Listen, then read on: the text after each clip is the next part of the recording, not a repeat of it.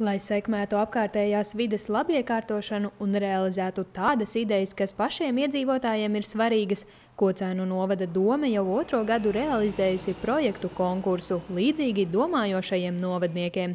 Tā ietvaros, izveidojot neformālu iedzīvotāju iniciatīvu grupu, konkursa dalībniekiem iespējams saņemt līdz 700 eiro lielu finansējumu savas idejas realizācijai.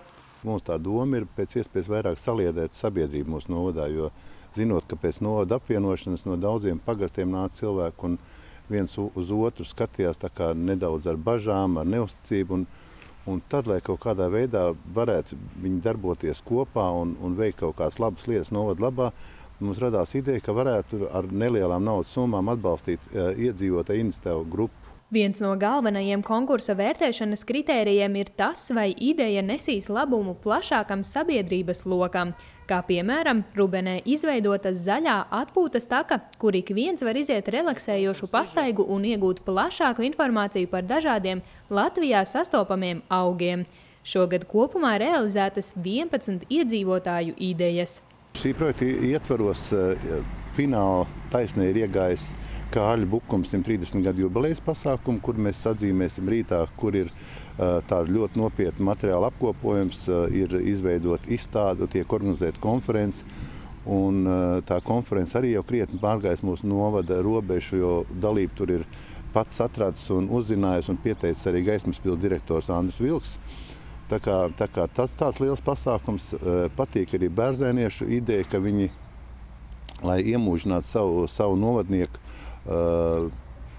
varētu teikt, vēsturi, viņi ir apkopojuši informāciju par uz Sibīri izsūtītajiem bērzēniešiem un izveidos viņiem piemiņas plāksni. Šis konkurss arī Zilākalna pagasta iedzīvotājiem ļāvis īstenot kādu sen lolotu ideju, proti izveidot suņu pastaigu un dresūras laukumu. Līdz šim Zilākalna pagasta iedzīvotāji savus mīluļus trenēt varēja vien Valmierā, taču nu to var darīt pāris metru no mājām. Mums diezgan daudz Zilākalnā ir jaunieši, kas pastaigājās ar saviem suņiem pa mūsu centrālo parku. Vienkārši īstenībā, ja arī viņiem aizrāda, kāpēc viņi tur staigā, viņiem arī atbildi rodās. Kur? Ir mežs blakus, ir nevarētu jau teikt tā, ka nav vispār, kur nodarboties un enerģiju izlikt, bet to enerģiju ielikt tādos kā rāmīšos un mācīt, saprast sunim saimniekam suni. Šajā laukumā suņu saimniekiem ir iespēja nevien pastaigāties ar savu mīluli, bet arī kopīgi pārvarēt dažādus šķēršļus. Šeit suns iemācās paklausīt, uzticēties saimniekam un arī domāt, kā to šķērsli veikt, cik droši, cik pareizi, bet tas ir jautri. Tas ir vienkārši gan saimniekam, gan sunim jautri, jo suns arī mācās paklausīt caur rotaļu. Sunim jau varbūt, ka pat būtu vienalga, kur viņam rotaļāties. Galvenais ir suņu saimnieki. Viņi vairāk var kontaktēties ar suni tieši darbībā, nevis vienkārši skraidot par mežu. Lai suņu paklausības dresūra kļūtu vēl jautrāka, pastaigu laukumu nākotnē plānots papildināt arī ar tuneli un citiem šķēršļiem, kas paredzēti līšanai. Zilākalna iedzīvotāji atzīst, bez šī konkursa diez vai būtu izdevies ko tādu realizēt.